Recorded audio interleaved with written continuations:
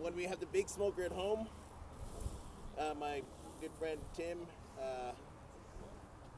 you know, this is a guy who, he doesn't have enough money to go to the store to buy his wood chips or anything. So he uses old wood that he's got, maple or whatever, and he just soaks it in the, he's got a tub of wood in a tub of water right there.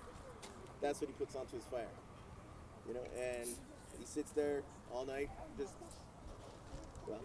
drinking and watching his smoker, which is, that part of the magic I don't know about, but it seems to work. Nathan's doing the same thing here by getting the store-bought wood chips, just pouring some water in. Easier to transport than grabbing a bunch of branches from home and trying to bring it. You got maple syrup? Oh my god. Whoa. Whoa. That's salty. Okay, you got maple syrup. Sugar? Can't have salt.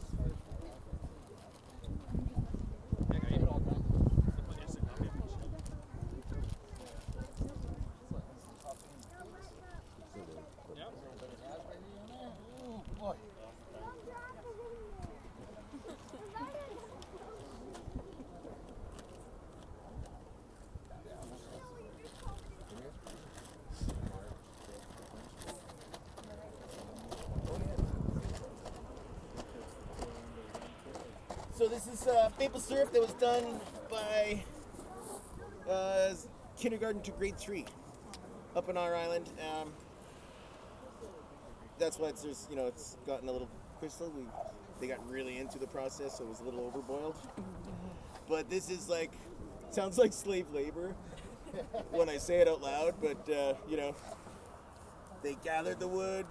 They helped us build the fire. They carried 5-gallon buckets of sap, in teams, sweat pouring down their faces as their snowsuits were coming off.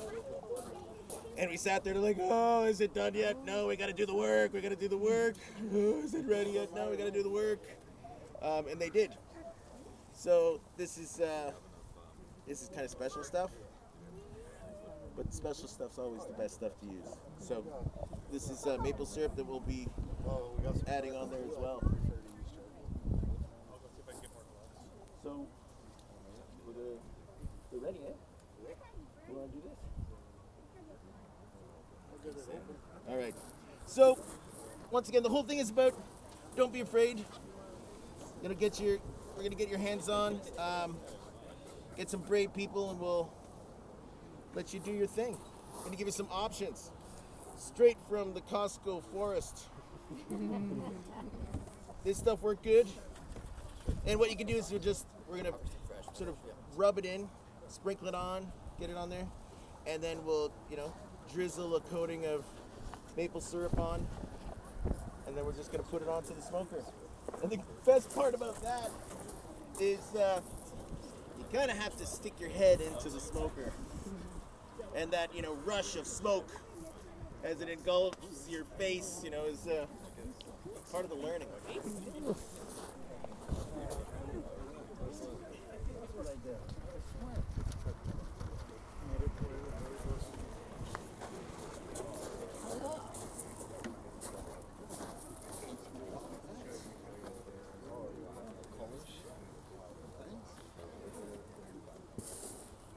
So I'm thinking maybe I'll make with the smaller pieces, give you guys a better chance here.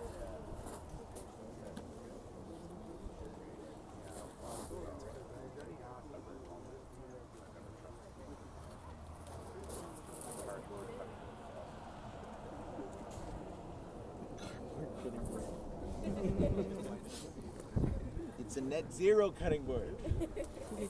Carbon neutral. I've cut on worse. So. Yeah, Rockstar. Never good.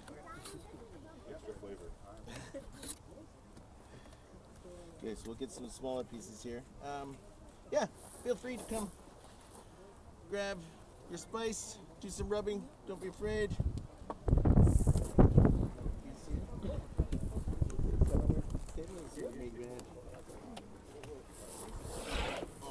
some of these up. You think this one? Cross that way?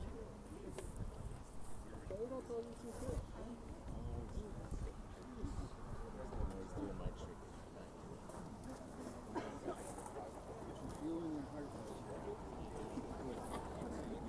Drizzle some maple syrup on there.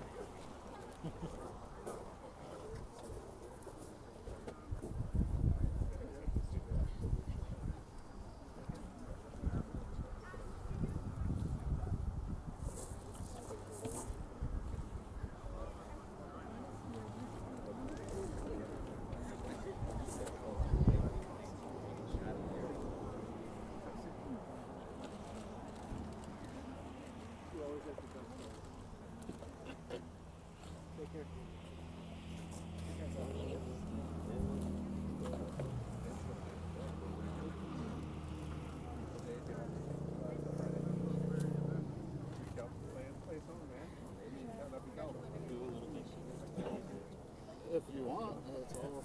I think it could be good. Yeah. Oh, skin down. Yep. Skin down. That way, it is like a serving tool.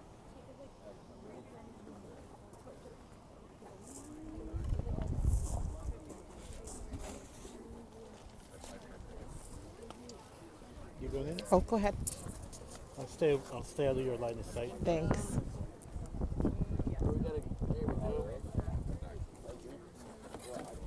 Now, so the trick is gonna be when it comes for the feast time or when it's ready, you gotta remember what it looked like. It's a piece of fish, right? So I'll just remember it was the biggest piece. it's the biggest piece. Yeah, That's right. Yeah, that's the way to remember. It's usually the best one. Yeah.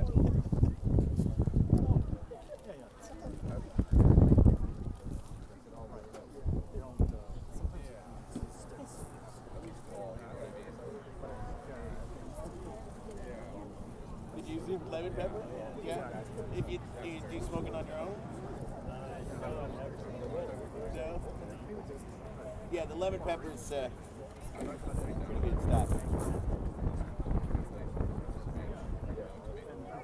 It's all traditional smoking. It's the science of keeping your food safe. Mm-hmm. Do you use lemon pepper for any other meat? Not really. Yeah. You go ahead. Yeah.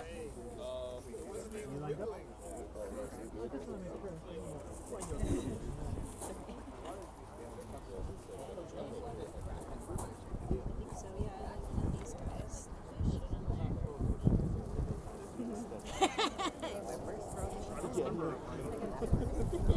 No. So part of the learning is what do you do with your fishy, greasy hands? That's why you bring a friend. Wipe it on their clothes. Lick your fingers with the raw fish dough. Sure. So this is all trout. It's all trout. Yeah. Okay. We're kind of limited in our supply today.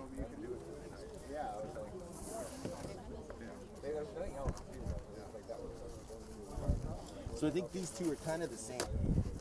So you can pick one or the other. It's all right.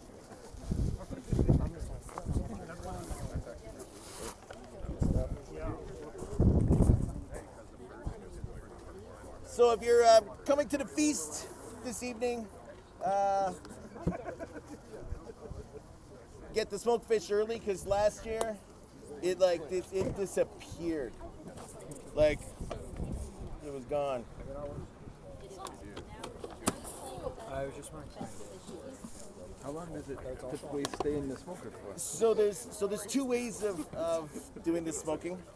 One is like a hot smoke, so the temperature is higher.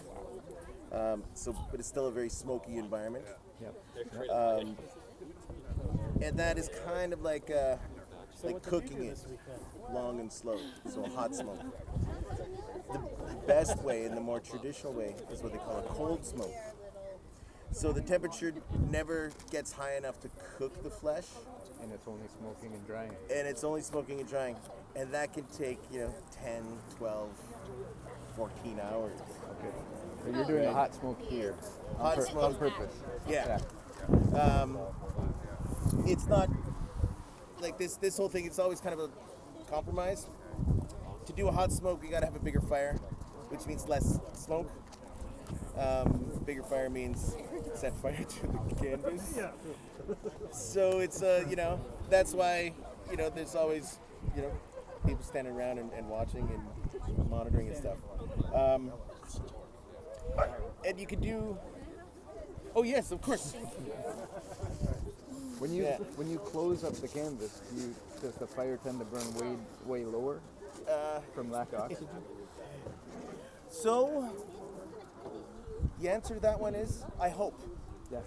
I've never stuck my head in there to see, But that's great. Got any scientists? Like what we need is a borescope, right? Like is it actually doing what I hope it's doing?